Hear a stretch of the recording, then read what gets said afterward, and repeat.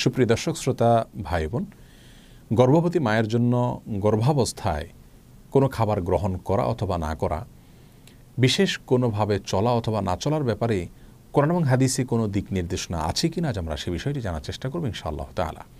প্রিয় দর্শক, আমাদের সমাজে গর্ভবতী মায়েদের জন্য বিশেষ কিছু খাবারকে, বিশেষ কিছু চাল চলনকে নিষিদ্ধ এবং ক্ষতিকর মনে করা হয়ে থাকে। তার মধ্যে থেকে সবচেয়ে প্রসিদ্ধ হলো চন্দ্রগ্রহণ অথবা সূর্যগ্রহণের সময় গর্ভবতী মায়েরা যেন কোনো অবস্থাতেই বাসা বাড়ি থেকে, ঘর থেকে বের না হন। অনেকে মনে করেন যে চন্দ্রগ্রহণ সূর্যগ্রহণের সময় গর্ভবতী মায়েদের জন্য কোনো কিছু কাটাকাটি করা, কোনো কিছু কুটা, এটা উচিত নয়। যদি করেন তাহলে সেটি তার গর্ভস্থ সন্তানের জন্য ক্ষতির কারণ হতে পারে। অনেকে মনে করেন যে গর্ভাবস্থায় যদি কেউ যমজ কলা খান তাহলে তার সন্তান যমজ হবে। অনেকে মনে করেন যে গর্ভাবস্থায় কোনো মায়ের জন্য ডিম খাওয়া উচিত নয়, তাহলে সন্তানের চোখ কুসুমের মতো হলদে বর্ণ হবে। ডাব খাওয়া উচিত নয়, তাহলে ঘোলাটে হবে। অমুকটা খাওয়া উচিত নয়, তাহলে তমুকটা হবে। এরকম আরও নানা রকমের ধারণা রয়েছে। অনেকে মনে করেন যে গর্ভাবস্থায় কোনো মায়ের জন্য কোনো মুরগি, কোনো হাঁস এ জাতীয় কোনো কিছু জবে করা উচিত নয়। যদি করেন তাহলে সেটি তার গর্ভস্থ সন্তানের জীবনের জন্য ক্ষতির কারণ হতে পারে। অনেকে মনে করেন যে গর্ভবতী মায়েরা প্লেট ইত্যাদি চেটে খেলে, মুছে খেলে ভালো করে, তাহলে সেক্ষেত্রে তাদের কন্যা সন্তান হওয়ার সম্ভাবনা রয়েছে। অনেকে মনে করেন যে কোনো বাসায়, কোনো বাড়িতে, কোনো ঘরে যদি কোনো গর্ভবতী মা থাকেন তাহলে রাতের বেলায় সেখানে বাহির থেকে মাছ আনা উচিত নয়।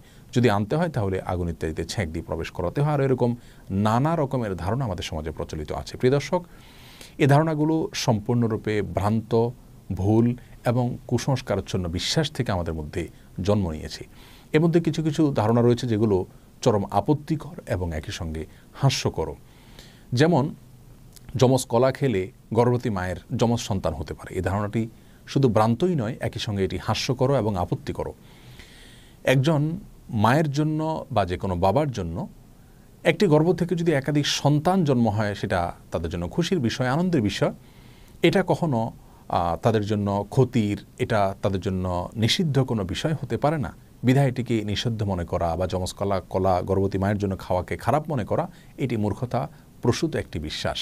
সেই সাথে যে কোনো মুসলিমের জন্য, যে কোনো মানুষের জন্য খাবারের পাত্র, প্লেট, এটাকে ভালো করে মুছে চেটে খাওয়া উচিত।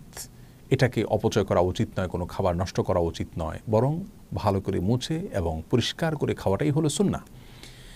আর এই সুন্নাহটি নারী পুরুষ সকলের জন্য প্রযোজ্য। গর্ভবতী এবং সাধারণ অবস্থায় যে কোনো মানুষের জন্য এটি প্রযোজ্য।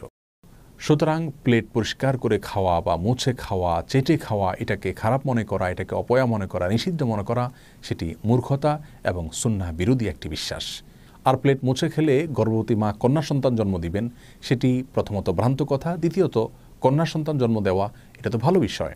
কোরআন এবং হাদিসের কোথাও পুত্র সন্তান জন্ম দেওয়ার জন্য বিশেষ কোনো ফজিলতের কথা আমরা জানি না, কিন্তু কন্যা সন্তান জন্ম দিলে সেক্ষেত্রে মা বাবার জন্য সেটি আখিরাতে নাজাতের মাধ্যম হবে, জান্নাতে যাওয়ার উপায় হবে, এরকম বিভিন্ন হাদিসের কথা আমরা জানতে পারি।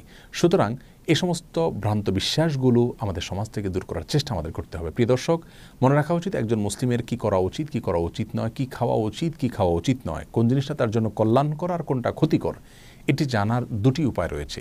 তার প্রথমটি হলো ওয়াহি তথা কোরআন এবং হাদিস। কোরআন এবং হাদিসে যদি আমাদের জন্য কোনো কিছুকে কল্যাণকর বলা হয় বা অকল্যাণকর বলে আমাদের জন্য জানানো হয়, তাহলে সেটিকে অবশ্যই আমাদের মেনে চলা উচিত। আর দ্বিতীয় উপায় হলো আমাদের জানার অভিজ্ঞতা এবং সায়েন্স। অভিজ্ঞতার মাধ্যমে, বিজ্ঞানের মাধ্যমে যদি আমরা জানতে পারি যে কোনো বস্তুর মাঝে আমাদের জন্য কল্যাণ নিহিত রেখেছেন আল্লাহ তাআলা অথবা অকল্যাণ নিহিত রেখেছেন, তাহলে সেটাকে অবশ্যই আমরা আমল নেব এবং মেনে চলব। যে বিষয়গুলো বলা হলো, এগুলোর মাধ্যমে গর্ভবতী মায়ের অথবা গর্ভস্থ সন্তানের কোনো প্রকার ক্ষতি হতে পারে, এরকম কোনো ধারণা কোনো হাদিস থেকে আমাদেরকে দেওয়া হয়নি। আর অভিজ্ঞতা তথা সায়েন্স থেকে এরকম কোনো ধারণা আমরা পাইনি, যার কারণে এগুলো সম্পূর্ণরূপে কুসংস্কার এবং ভ্রান্ত বিশ্বাস থেকে আমাদের সমাজে জন্ম নিয়েছে। এই ভ্রান্ত বিশ্বাসগুলো আমাদেরকে দূর করার চেষ্টা করতে হবে। প্রিয় দর্শক, আমাদের সমাজে যত রকমের ভুল ফতোয়া, কুসংস্কারাচ্ছন্ন বিশ্বাস, এর বেশিরভাগ চাপানো হয় মেয়েদের উপরে। তাদের উপরে যত রকমের মিথ্যা, বানোয়াট ফতোয়া এবং মাসআলার প্রয়োগ হয়, পুরুষদের উপরে তত বেশি মিথ্যা, বানোয়াট অথবা মনগড়া ফতোয়ার প্রয়োগ হতে আমরা দেখি না। অতএব এ সমস্ত কুসংস্কারগুলো দূর করার জন্য নারী পুরুষ সকলকে আমাদের একযোগে কাজ করে যেতে হবে। গর্ভাবস্থায় একজন মায়ের জন্য কোন জিনিসটি তার স্বাস্থ্যের জন্য কল্যাণকর, সেটি ডাক্তারগণ আমাদেরকে জানাবেন। বিজ্ঞানের মাধ্যমে, অভিজ্ঞতার মাধ্যমে আমরা জানতে পারবো, সেটাকে অবশ্যই আমরা আমল করে চলব।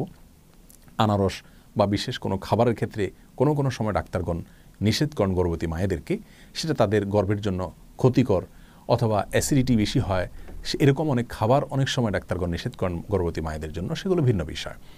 যে বিষয়গুলো আমরা উল্লেখ করলাম এগুলোর সাথে বিজ্ঞানের কোনো সম্পর্ক নেই এবং কোরআন হাদিসেরও কোনো নির্দেশনা বিষয়ে নেই, যার কারণে এগুলো সম্পূর্ণরূপে ভুল বিশ্বাস। গর্ভাবস্থায় একজন মা বিশেষ কোনো আমল করণীয় আছে কিনা এই বিষয়ে আমরা এক ভিডিওতে বলেছি।